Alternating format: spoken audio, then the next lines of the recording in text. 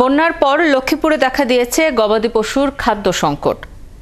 ঘাস খড় নষ্ট হয় বিপাকে কৃষক ও খামারিরা। দীর্ঘদিন পানিবন্দী থেকে নিজেদের জন্য খাবার জোগাড় করতে যেখানে হিমশিম অবস্থা, সেখানে গবাদি পশুর জন্য খাবার জোগাড় করা কঠিন হয়ে পড়েছে। লক্ষ্মীপুর প্রতিনিধি আতোয়ার রহমানের মনিরের তথ্য ছবিতে প্রতিবেদন।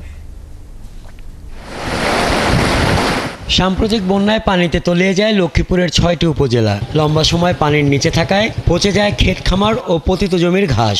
নষ্ট হয়ে যায় গবাদি পশুর খামারে মজুত করে রাখা পশু খাদ্য। বন্যায় গবাদি পশু ও হাঁস মুরগি মারা যাওয়ায় ব্যাপক ক্ষতির শিকার হয়েছেন কৃষক ও খামারিরা।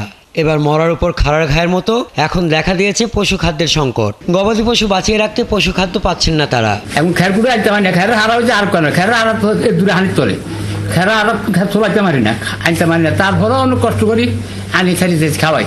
খের সব পৌঁছে গেছে, অনেক কষ্ট বসে বসেই খলি মন্দি আনি কোনো রকম গরজ না খাবার বা ওদেরকে খিচুড়ি রান্না করে খাওয়ানোর জন্য একটা ব্যবস্থা করছি, কিন্তু এই যে গরু ছাগল এগুলোর জন্য তো আমরা কোনো ব্যবস্থা নিতে পারি। বন্যার পর নিজেদের খাবার জোগাড়ে হিমশিম খাচ্ছে মানুষ। এই অবস্থায় পশু খাদ্যের সংকটে গরু ছাগল পালন করা দুঃসাধ্য হয়ে পড়েছে।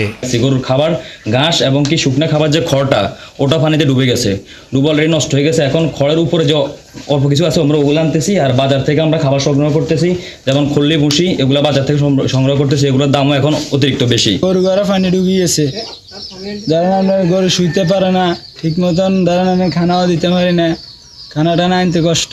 এবারের ভয়াবহ বন্যায় লক্ষ্মীপুরে ১,৭০,০০০ হাঁস মুরগির পাশাপাশি মারা গেছে ৫৮টি গরু ছাগল, ১৭টি ভেড়া ও একটি মহিষ।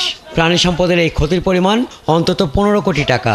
এখন পশু খাদ্যের অভাবে আরও বাড়তে পারে এই ক্ষতি।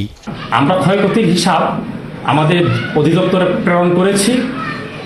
সেই অধিদপ্তর থেকে কোনো খাবার বা অন্যান্য সরঞ্জামাদি যা আসবে তা আমরা ক্ষতিগ্রস্ত খামারদের মধ্যে নিশ্চিত করব বিতরণ। ইতিমধ্যে আমাদের ভেটেরিনারি মেডিকেল টিম বিভিন্ন আশ্রয়কেন্দ্র এবং খামারে যোগাযোগ করছে, তারা যাচ্ছে, বিভিন্ন ডিসইনফেক্টেন্ট জীবাণুনাশক ছিটাই দিচ্ছে এবং তাদেরকে আরও ব্যবহারের পরামর্শ দেওয়া হচ্ছে। বন্যা পরবর্তী প্রাণী সম্পদের ক্ষয়ক্ষতি কমাতে ভর্তুকি মূল্যে পশু খাদ্যের ব্যবস্থা করার দাবি জানিয়েছেন লক্ষ্মীপুরের কৃষক ও খামারিরা। হাসান আহমেদ, ৭১।